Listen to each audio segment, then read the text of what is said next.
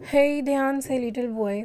उसने सामने से भागते हुए आते लड़के को गिरने से पहले पकड़ा और वो उसके बाजुओं से झूल गया। वो फिर खिलखिलाकर हंसा। वो हैरान हुई थी। अक्सर इस हालत में बच्चे रोने लगते हैं। Thanks beautiful lady.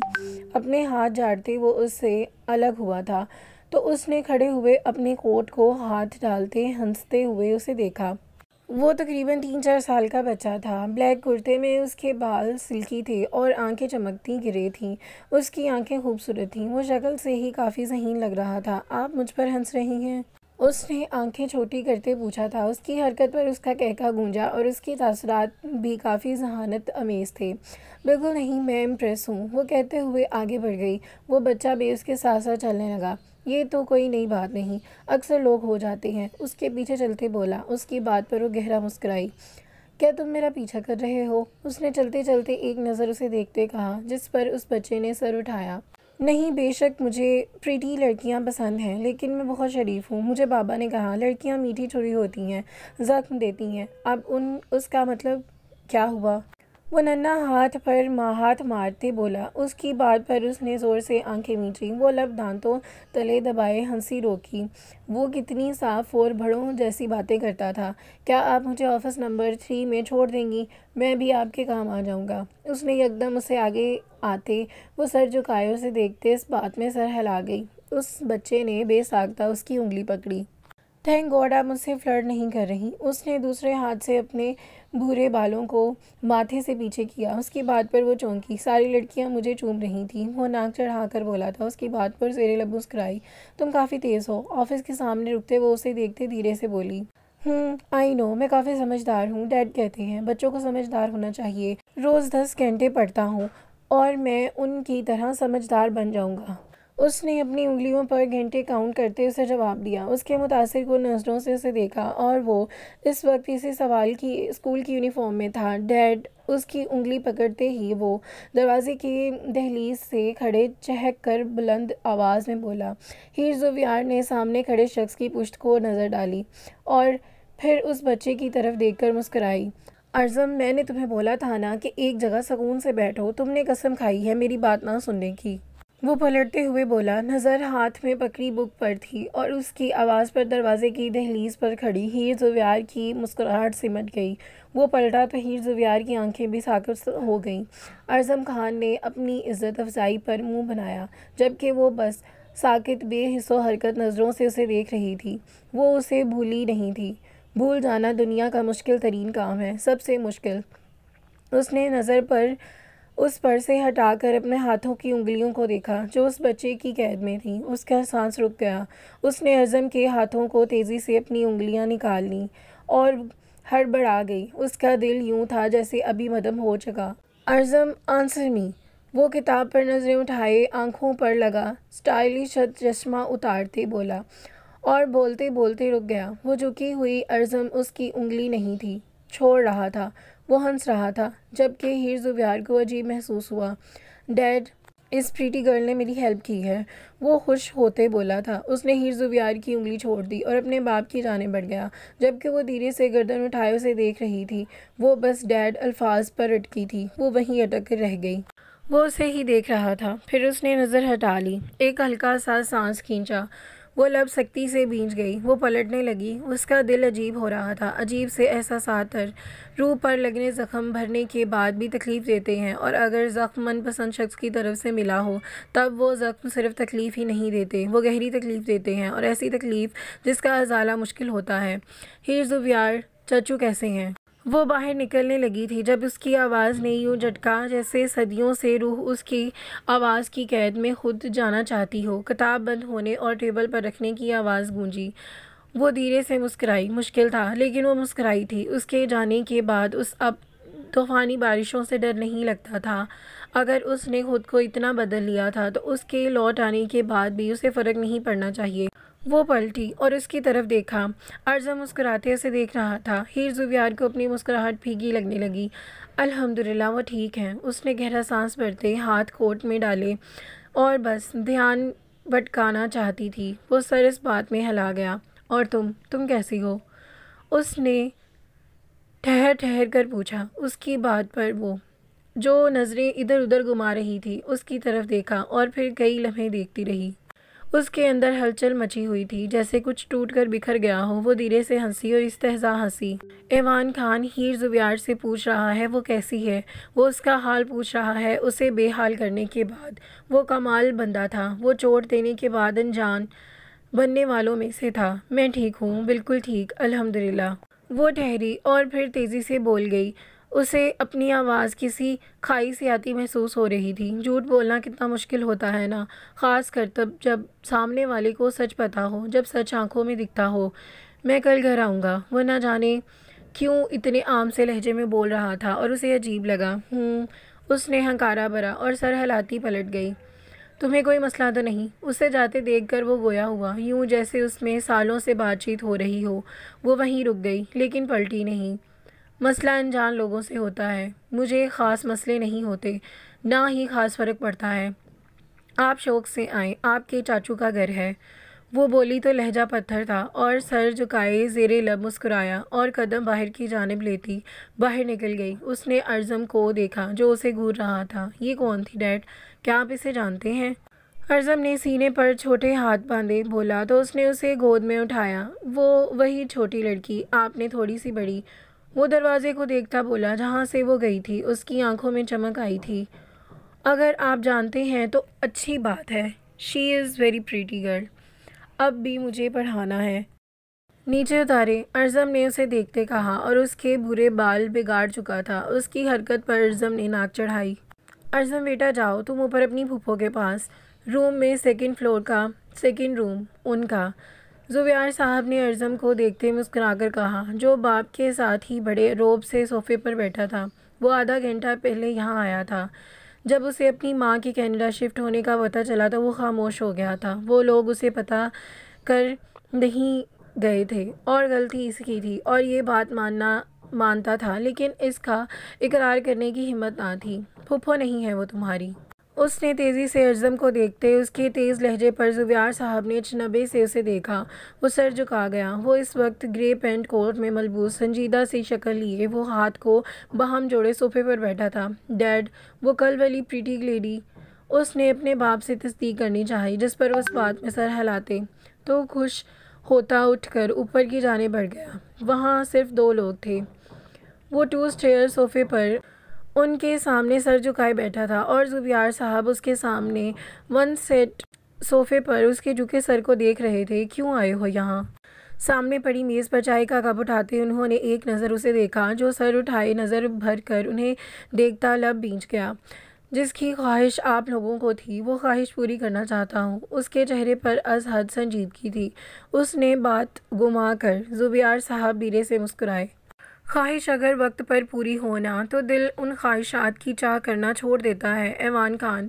انہوں نے چائے کا دوسرا گھونٹ بھرتے قدرے سنجیدہ کہا تھا۔ اس کی بات پر اس شخص نے ہاتھ سختی سے باہم جوڑے اور سر اٹھا کر انہیں دیکھا، اور ادھوری خواہشات دل کے ساتھ ساتھ روح میں بھی کسک چھوڑ جاتی ہیں۔ اس نے آگے بڑھتے چائے کا کپ اٹھاتے لبوں کو لگایا۔ اس کے لب بے ساختہ مسکرا اٹھے۔ 4 سال پہلے کی ایک یاد نے اس کی آنکھوں میں چمک بھری۔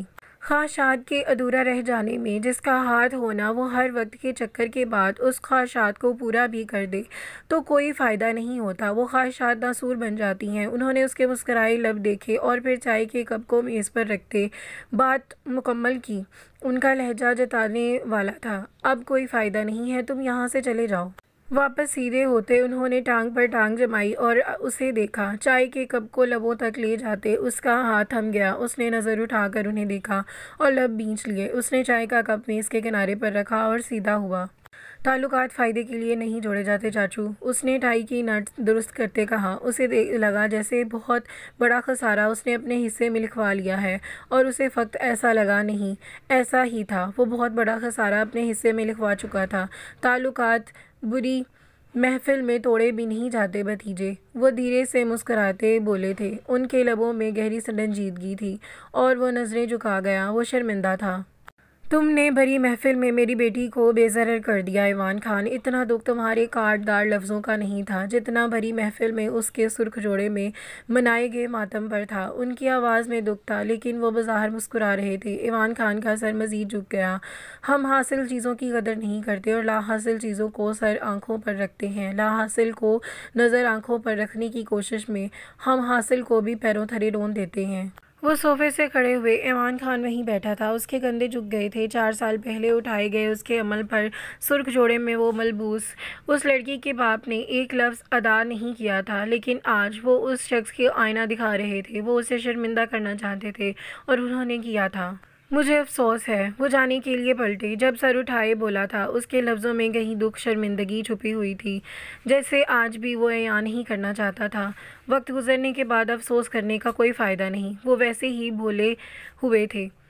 انہوں نے پلٹ کر اس مرد کو نہیں دیکھا۔ اس کی بات پر وہ لب بھینچتے کھڑا ہوا۔ میں آپ کے فیصلے کا منتظر رہوں گا۔ کوٹ کا بٹن بند کرتا اس بار سپاٹ لہجے میں بولا۔ زبیار صاحب اس کی جانب پلٹے۔ کس فیصلے کا؟ وہ انجان بنے۔ آپ کی بیٹی سے نکاح کے فیصلے کا۔ وہ ڈیٹ بن گیا۔ ڈیٹ مت بنو ایوان خان، وہ کبھی نہیں مانے گی۔ انہوں نے گویا بات ختم کی تھی۔ وہ جانتے تھے کہ ہیر زبیار ہرگز نہیں مانے گی۔ میں آپ کا ہی خون ہوں چاچو۔ میں پیچھے ہٹنے والوں میں سے نہیں ہوں۔ میں اسے حاصل کر لوں گا۔ اسے حاصل کرنے کے بعد لا حاصل کے پیچھے نہیں بھاگوں گا۔ وہ بولا تو لہجہ پختہ تھا۔ وہ ایک قدم اس کی جانب بڑھا کر اس کی آنکھوں میں سکتی ایک ٹھوس فیصلہ۔ میں ایسا انسان بنوں گا جو حاصل کو سر آنکھوں پر بٹھا کر رکھنے والا ہے۔ وہ مضبوط لہجے میں بولا۔ اس نے لفظوں پر دباؤ دیا۔ زبیار صاحب خاموشی سے اسے دیکھتے رہے۔ مجھے حاصل کی تمنا نہیں ہے۔ لا حاصل کو حاصل کی تمنا نہیں ہوتی۔ سیڑھیوں پر کھڑے وہ اس کے چہرے کو دیکھتے بولی۔ زبیار صاحب نے ایک نظر اسے دیکھا۔ وہ خاموشی سے وہاں سے کمرے میں چلے گئے۔ انہوں نے اپنی بیٹی پر بھروسہ تھا کہ وہ ایک اچھے دوست تھے اور اچھے دوست دوستوں پر بھروسہ کرتے ہیں۔ ڈیڈ، ارزم دھیرے سے بولتا سیڑھیاں اترتا اس کے پاس آتے صوفے کے قریب کھڑا ہوا، جبکہ ایوان خان نے ارزم کی آواز سنی ہی نہ تھی۔ میں صاف لفظوں میں بولتا ہوں، مجھے تم سے نکاح کرنا ہے۔ وہ سنجیدگی سے اس کے وجود کو دیکھتے بولا، جو اس کی بات پر کچھ پل ساکت ہوئی۔ پلکیں جھپکائے بغیر وہ وہیں کھڑی رہی۔ وہ اسے ہی دیکھ رہی تھی۔ وہ سیڑھیاں اترتی نیچے آئی اور قدم اٹھاتے اس کے مقابل آ کر کھڑی ہو گئی۔ اس شخص نے غور سے اس چھوٹی لڑکی کو دیکھا۔ اس کی آنکھیں اب چمکتی نہیں تھیں۔ اس چھوٹی لڑکی کی آنکھیں خالی تھیں، پرتاثر سے پاک۔ میں صاف لفظوں میں انکار کر رہی ہوں۔ اس نے ہلکی طنزیہ مسکراہٹ سے اسے دیکھتے جملہ مکمل کر دیا۔ اس کی خالی آنکھوں میں چمک پیدا ہو گئی۔ 4 سال بعد اس کی نظریں چمک اٹھی تھیں۔ وجہ؟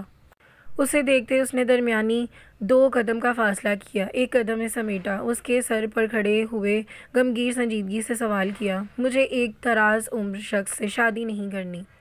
میں اپنی زندگی کیسے گزاروں گی؟ میں تو آپ کو سنبھالتی رہوں گی نا۔ اس نے بہت کچھ لٹا دیا تھا ایک ہی سانس میں۔ وہ اندر سے سہمی تھی اس کے اس قدر نزدیک کھڑے ہونے پر، وہ اچانک نکاح کے آفر پر، لیکن اس نے چمکتی آنکھوں سے اسے جواب دیا، بالکل ویسا ہی جواب جیسا 4 سال پہلے اس شخص نے اسے دیا تھا۔ ہاں، تم مجھے سنبھال سکتی ہو۔ وہ اس کی آنکھوں میں اپنی چمکتی آنکھیں ڈالتے بولا۔ اس کے لفظوں میں کچھ چھپا ہوا تھا، عجیب سی بے چینی۔ وہ بے ساختہ اس کی نظروں کی حرارت سے گھبراتی قدم پیچھے لے گئی۔ میں نکاح نہیں کروں گی، اور اگر اس عمر میں آپ خوار ہونا چاہتے ہیں تو ہوں، شوق سے۔ وہ آج بھی حساس دل کی مالک تھی۔ وہ آج بھی تلخ نہیں ہوتی تھی، اور پھر کہاں تلخ ہوا جاتا ہے جب سامنے من پسند شخص ہو، چاہے وہ 1000 گناہ ہو کے بعد بھی نہ آپ کے سامنے کھڑا ہو۔ من پسند شخص صرف من پسند شخص ہوتا ہے، وہ گناہ گار نہیں ہوتا۔ میں تمہارا انتظار کروں گا، اسے دیکھتے دھیمی مسکراہٹ سے بولا۔ ہیر زبیار نے اس کی نظر سے چہرے سے ہٹا لی۔ وہ شخص خوبصورت آنکھوں کا مالک تھا، اسے لفظوں کا جادو چلانا آتا تھا، اور وہ بخوبی جانتا تھا کیسے منانا ہے۔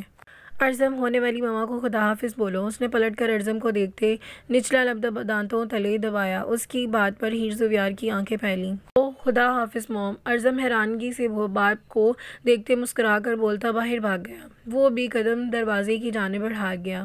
Shut up! ہیر زبیار ہوش میں آتے سختی سے چیخی۔ دروازے کی دہلیز پر کھڑے اس کے لب مسکرائے۔ قبول ہے۔ وہ رکا اور بہم سے لہجے میں بولتا وہاں سے چلا گیا۔ وہ پیچھے اس کی پشت کو گھورتی رہ گئی۔ اسے اندازہ نہیں تھا وہ شخص اس وجہ سے اس کے گھر آنے کو بول رہا تھا، ورنہ وہ وہاں ہی اسے ٹکا سا جواب دے کر آتی۔ لیکن کیا وہ باز آ جاتا؟ اس شخص نے بس اس زخم تازہ کیے تھے فقط۔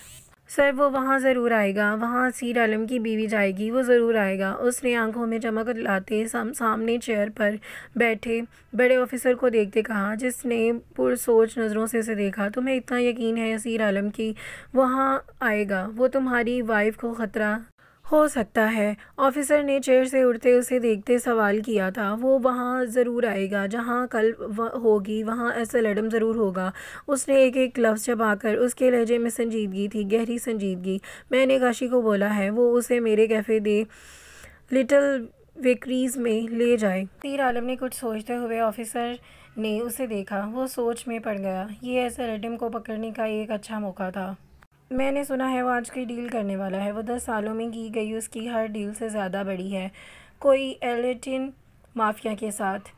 آفیسر نے اسے دیکھتے اس کی انفارمیشن میں اضافہ کیا۔ اسیر عالم نے آفیسر کو دیکھا۔ یہ بات آپ کو کہاں سے پتہ چلی؟ میری سرچ میں تو ایسا کچھ نہیں ہے۔ اسیر عالم نے اجنبی سے پوچھتے نفی میں سر ہلایا۔ آفیسر نے دھیمے سے مسکراہٹ سے اسے دیکھا۔ میں پولیس ہوں، مجھے پتہ چل جاتا ہے۔ وہ اس کے کندھے پر ہاتھ مارتے دھیرے سے ہنستے تو وہ مبہم سا مسکرایا۔ اس کے لبوں کے کنارے پر پڑتا ڈمپل گہرا ہوا۔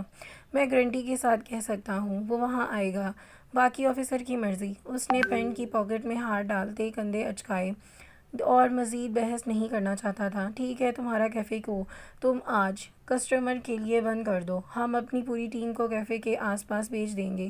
لوگوں کو ہٹوا کر وہاں ہماری ٹیم عام روٹین میں کام کرے گی۔ آفیسر نے ایک نظر اسے دیکھتے کہا تو وہ گہرا مسکرایا۔ اس کی بات مانی جائے گی، اس بات کا علم تھا۔ آدھے گھنٹے بعد ملتے ہیں سر۔ اس نے مضبوط کلائی میں بندھی گھڑی کو دیکھا اور مسکرا کر باہر نکل گیا۔ اور وہ جا کر سرکاری گاڑی میں بیٹھا اور رخ دی لٹل ویکریز کے کیفے کی طرف کیا۔ یہ کیفے اس کی کل جائیداد تھی۔ کاشی جی، یہ پولیس والے شوہر کا ہے؟ کیفے کو دیکھتے وہ چمکتی آنکھوں سے بولی تھی۔ اس کے لبوں پر ہلکی مسکراہٹ تھی۔ کاشی نے اسے دیکھتے اسپات میں سر ہلایا۔ یہ خوبصورت ہے، اس نے کاؤنٹر پر جاتے چہچہاتے ہوئے کہا۔ کاؤنٹر کے پار رکھی کرسی پر بیٹھے شخص کی آنکھیں چمک اٹھیں۔ تم خوبصورت ہو قلب، اس کیفے کی تمہارے سامنے کوئی اوقات نہیں۔ ایک مدھم سرد سی آواز اچانک ابھری۔ وہ 2 قدم پیچھے ہوئی تھی۔ کاشی کے ماتھے پر بل پڑے۔ اس نے فوراً سائن بھیجا۔ کون ہے؟ قلب نے اس شخص کو دیکھنا چاہا جو چیئر پر اس کی پشت کیے بیٹھا تھا۔ جس کی تم ہو وہ؟ اس نے سگار سلگاتے لبوں کو لگائی۔ وہ دھواں ہوا میں تحلیل کرتا۔ کیفے کے آس پاس سب ٹھیک تھا لیکن اندر سب ٹھیک نہیں تھا۔ میں پولیس والے جی کی ہوں اور ان کے اندر میرا شوہر ہے، وہ خفا سے لہجے میں بولی تھی۔ اس نے انہیں ڈرتی تھی کیونکہ وہ اسے نہیں جانتی تھی، جبکہ اس کی بات پر مقابل شخص نے دھیرے سے ہنسا، ایک پراسرار سی ہنسی۔ اندر والا شوہر باہر نکل آیا۔ قلب، اس نے دھواں پھر سے ہوا میں تحلیل کیا۔ کئی قدموں کی چھاپ پر وہ دھیرے سے ہنسا۔ اس کی آنکھوں میں وحشت ابھری تھی۔ دروازہ کھول کر کئی لوگ اندر داخل ہوئے۔ ان کی گن کا رخ اس کاؤنٹر کی طرف تھا جہاں وہ شخص تھا۔ دروازہ بند ہوا۔ اتنی آوازوں پر قلب کے پیچھے مڑ کر دیکھا۔ جو اس کی آنکھوں میں ڈر تھا ابھرا تھا، وہ سہم کر کاؤنٹر کے ساتھ لگ گئی۔ تمہارا ڈر صرف میری ذات سے ہونا چاہیے۔ اگر کوئی اور تمہیں ڈرائے اور تم ڈر جاؤ تو میں تمہیں ختم کر دوں گا۔ قلب، کاؤنٹر سے باہر نکلتے اس کی بھاری قدموں کی چھاپ اس کیفے میں گونج رہی تھی۔ وہ اس کے پیچھے اس کے قریب جاتے، اس کے پیٹ پر بھاری ہاتھ رکھتے کان میں سرد سرگوشی نما آواز میں بولا تھا۔ وہ آنکھیں مزید پھیلا گئی۔ مہمان نوازی پوری قبول کی جائے گی۔ قلب کو ایک سائیڈ کرتے وہ ایک قدم آگے بڑھا۔ اس نے جیسے ہی قدم قلب کو سائیڈ کیا، پیچھے سے فیضی نے آتے اسے اپنے ساتھ چلنے کو بولا۔ نہیں، پولیس والے جی کہتے ہیں کسی کے ساتھ نہیں جانا، بے شک وہ اچھے لوگ ہوں۔ اس نے 2 قدم پیچھے لیتے جواب دیا۔ آفیسر اس کی ٹیم اس شخص پر گن تانے کھڑی تھی لیکن وہ قلب کی وجہ سے کوئی عمل نہیں کر رہے تھے۔ تم میری بات مانو گی قلب، اور تمہیں ماننی بھی چاہیے۔ وہ ایک قدم مزید آگے اٹھاتے روشنی میں کھڑا ہوا۔ اس کا چہرہ واضح ہوا، اس کی سبز آنکھیں وحشت سے چمک اٹھی تھیں۔ اس نے گردن اٹھاتے کوٹ کی پاکٹ میں ہاتھ ڈالتے سامنے کھڑے آفیسر اور اس کی ٹیم کو دیکھا۔ قلب، کیا تمہیں سزا چاہیے؟ اس نے ہلکی سی گردن موڑ کر ڈر سہمی اس لڑکی کو دیکھا جو اس کا چہرہ دیکھتے نفی میں سر ہلا گئی۔ اس کی کالی آنکھوں میں چمک ابھر گئی۔ وہ فیضی کے ساتھ وہاں سے چلی گئی۔ تم؟ آفیسر ایک قدم اس کی جانب بڑھا تو اس نے ہاتھ کی 2 انگلیاں اٹھاتے اسے ایسے کرنے سے روکا۔ تمہارے بہت اعصاب ہیں آفیسر، مزید ان میں اضافہ مت کرو، میں ایک بار میں ہی تمام کر دوں گا۔ پچھلے دروازے سے اندر آتے ایک آدمی نے اس کے لیے وہاں ایک ٹیبل کے آگے چیئر اٹھاتے اس کے قریب رکھی جس پر وہ بڑے گروفر سے ٹانگ پر ٹانگ رکھے بیٹھا۔ ہیٹر، کاشی کے لبوں سے حیرانگی سے ادا ہوا۔ اس نے آئی برو اچکائی اور یک طرفہ مسکراہٹ سے اسے دیکھا۔ تم نے ہمیں 10 سال دھوکہ دیا۔ آفیسر اس کی جانب تیش میں بڑھتے بولے۔ اس نے پاس کھڑے ایک آدمی کو اشارہ کیا جس نے اپنے موبائل نکالتے وہاں کھڑے تمام آفیسر کے سامنے کیا، جس میں ایسر ایڈم کا وحشی روپ نظر آ رہا تھا۔ وہ بڑی طرح کسی کو زخم لگانے کے بعد اس پر تیزاب ڈال رہا تھا۔ وہاں موجود ہر ایک کی جھرجھری لی۔ اپنے جملے درست کرو۔ میں نے 10 سال تک موقع دیا مجھے پکڑنے کا، لیکن تم نہ سمجھ نکلے اور اس میں میرا قصور نہیں ہے۔ اس نے سگار واپس نکالتے لبوں کو دباتے نفی میں سر ہلایا تھا۔ اس کے لہجے میں استہزاء پن تھا۔ وہاں کھڑا ہر شخص حیران تھا۔ سر، آپ لوگوں نے مجھے انفارم نہیں کیا۔ پیچھے سے ابھرنے والی آواز پر آفیسر نے پیچھے مڑ کر دیکھا۔ وہ سب حیران تھے۔ ایک بار پھر اسیر عالم، کاشی کے لب پھڑپھڑانے۔ وہاں ہر کوئی چیئر پر بیٹھے اس شخص کو اور 10 قدم کے فاصلے پر کھڑے اس شخص کو دیکھ رہا تھا۔ وہ دونوں بالکل ایک جیسے تھے۔ دراز قد، چمکتی سبز آنکھیں، عنابی لب اور سرخ و سفید رنگ۔ اگر کوئی چیز مختلف تھی تو وہ ان کے تاثرات تھے۔ جہاں کرسی پر بیٹھے اس شخص کے تاثرات پراسراری لیے تو وہیں 10 قدموں کے فاصلے پر کھڑے اس شخص کے تاثرات میں ہلکا خوف تھا۔ اسے مت دیکھو۔ ایسل ایڈم کو خوف پسند ہے، وہ خوف زدہ جو وہ دوسروں کو بھرتا ہے انہیں شخصیت کی وجہ سے۔ اس نے درشتگی سے کہتے ایک لفظ دباؤ دیا تھا۔ اس کی آنکھوں میں ایک آگ سی تھی۔ کیا تمہیں خوف نظر نہیں آ رہا؟ اس نے آفیسر کے بعد ایک نظر 10 قدموں کے فاصلے پر کھڑے شخص کو دیکھا جس کے ماتھے پر پسینے کے قطرے تھے۔ میں ایسل ایڈم ہوں، اٹاوا میرا ہے اور میں کلب کے لیے یہاں ضرور آتا۔ میں نے کہا تھا نا، میں آ گیا۔ اس نے کندھے اچکائے، بے نیازی سے کہا۔ آفیسر اس 10 قدم کے فاصلے پر کھڑے شخص کو دیکھا۔ آؤ چھوٹے بھائی۔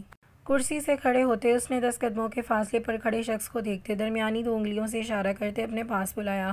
اس کی درمیانی انگلی میں کالے نگینے کی انگوٹھی چمک رہی تھی۔ وہ شخص چلتا ہوا خوف سے اس تک پہنچا تھا۔ اس نے سر جھکائے رکھا۔ ہر کوئی حیرانگی سے سارا معاملہ سمجھنے کی کوشش کر رہا تھا۔ یہ میرا چھوٹا بھائی ہے یارو عالم، مجھے اس سے 60 سیکنڈ چھوٹا بھائی۔ اس نے یاور عالم کو کی جو کہ گردن پیچھے سے پکڑتے اس پر دباؤ دیتے ہنستے ہوئے کہا، ایک سرد وحشی ہنسی۔ وقت دینے کا شکریہ، میری ڈیل کلیئر ہو چکی ہے۔ گھڑی پر ٹائم دیکھتے اس نے یاور عالم کو سائڈ پر پھینکا جہاں کیفے کے پیچھے دروازے سے اندر آتے لوگوں نے یاور عالم کو پکڑا تھا۔ اور تمہیں کیا لگتا ہے تمہیں ایسے جانے دیں گے؟ آفیسر دانت پیستے بولا۔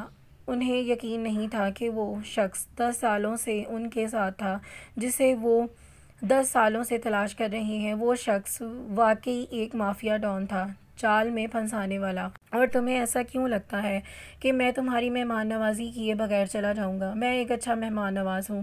اس نے اپنے لانگ کوٹ سے کچھ برآمد کیا اور بٹن پریس کیا، اور برآمد شدہ چیز، اس کی پسندیدہ چیز، اس کی کالی چھڑی میں بدل گئی۔ تم نے ایسل ایڈم سے اونچے لہجے میں بات کی ہے اور ایسل ایڈم نے اونچے لہجے سننے کا قائل نہیں ہے۔ اس کی آنکھوں میں یکدم درندگی بھری تاثرات ابھرے اور وہ اس لڑکی کے لیے وہاں سے بیٹھ چکا تھا اور نہیں چاہتا تھا کہ وہ لڑکی اس کا درندگی بھرا روپ دیکھے۔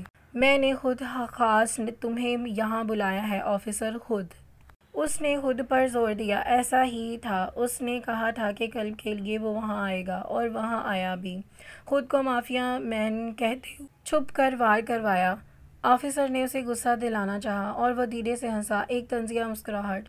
میں ٹھنڈا ٹھار بندہ ہوں، آتش فشاں لہجہ بس چند خاص کے لیے رکھے ہیں۔ ایسی بچوں والی حرکتیں مت کرو آفیسر۔ اس نے ایک آنکھ ونک کی۔ اس کی تصویر میں چبھن سی اس لڑکی کا چہرہ لہرایا تو وہ دھیرے سے ہنسا۔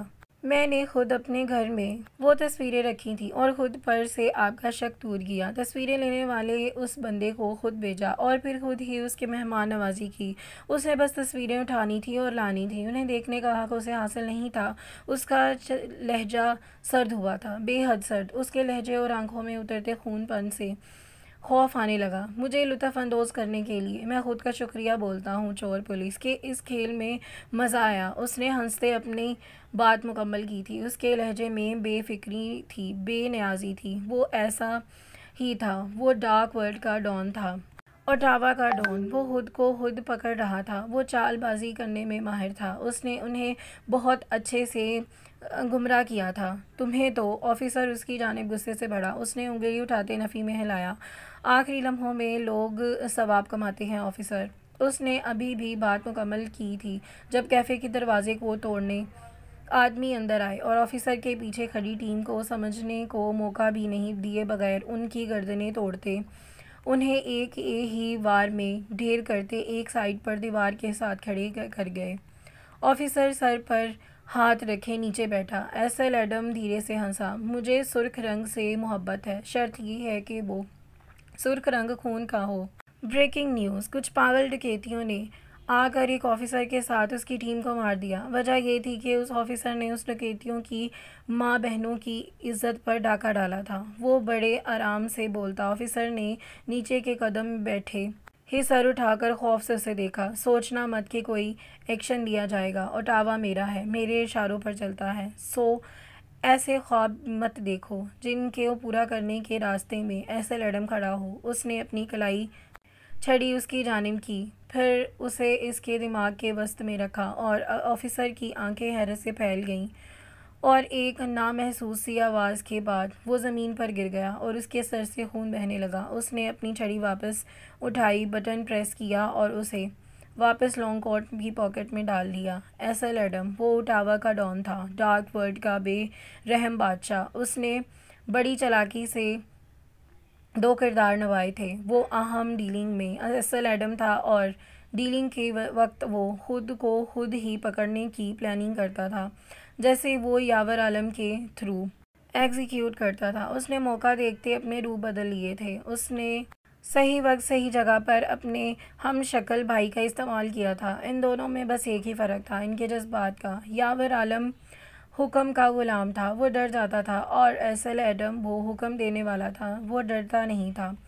اس نے کہا تھا کہ وہ برا ہے، اس نے سچ کہا تھا، وہ واقعی میں برا تھا، برائی کی حد سے باہر۔ مولوی صاحب کا انتظام کرو، اس نے سرد سی آواز میں کہا۔ وہاں سے نکل گیا۔ لٹل وکٹریز کیفے پر سکون تھا، ایسے جیسے طوفان کے جانے کے بعد کوئی پرسکون ہو۔ وہ مافیا ڈان بڑا شاطر تھا اور سمجھ سے پرے کا بندہ تھا۔ لوگوں کو خون سے لت پت مارنے کے بعد وہ خود ان کا جنازہ پڑھتا تھا۔ اور یہاں پر ہماری قصے کا اختتام ہوتا ہے۔ انشاءاللہ ملتے ہیں نیکسٹ ویڈیو میں نیکسٹ قصے کے ساتھ۔ دعاؤں میں یاد رکھیے گا۔ اللہ حافظ۔